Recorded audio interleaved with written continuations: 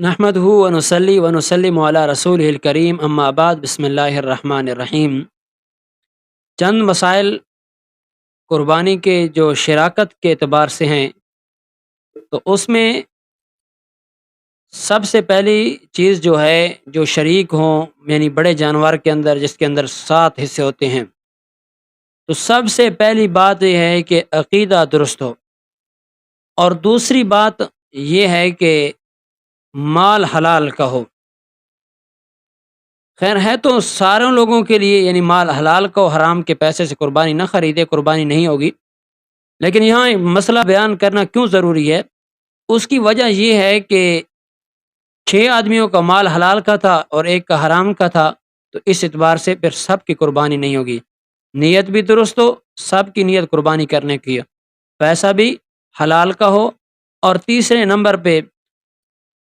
کس طریقے سے شریک ہونا ہے۔ ایک حصے کے اندر 2 بندے شریک نہیں ہو سکتے، یعنی ایک طرف 6 آئے، 6 حصے، اور اس کے بعد 2 بندے آئے کہ ہمارے پاس پیسے تھوڑے ہیں، ہم 2 بندے اکٹھے شریک ہو جاتے ہیں، 7واں حصہ ہمیں دے دیں، یہ غلط ہے، اس سے کسی کی قربانی نہیں ہوگی۔ تو لہٰذا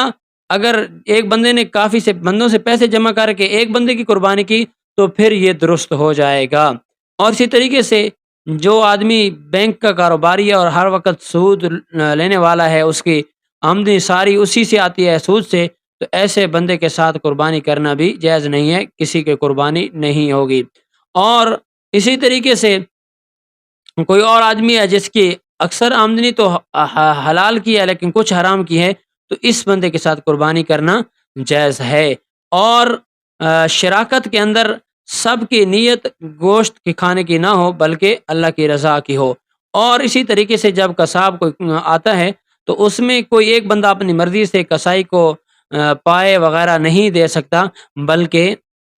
وہ سب رضامند ہوں گے، تو پھر سری پایا وغیرہ وہ اگر قصاب لینا چاہتا ہے تو دے سکتے ہیں، سب راضی ہونے کے بعد۔ اور اسی طریقے شراکت کے اندر گوشت کو ایسے اندازے سے تقسیم نہیں کیا جائے گا، بلکہ گوشت کو تول کر، ناپ تول کر بعد میں حصے کر کے کیا جائے گا۔ اور کچھ لوگ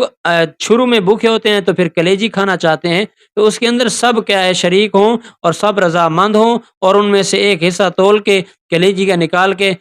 کھانے کے لیے پکایا گیا تو پھر اس میں جائز ہے، اور جو بچے گی پھر اسی طریقے سے بعد میں تقسیم کی جائے گی۔ تو شراکت کے اندر ان باتوں کا خیال رکھنا ضروری ہے۔ اور اسی طریقے سے شراکت کے اندر کوئی خود آدمی نہیں آتا لیکن اپنی جگہ پر کام کرنے کے لیے کوئی بندہ دے دیتا ہے، تو اس میں بھی جائز ہے۔ تو یہ چند مسائل تھے شراکت کے بارے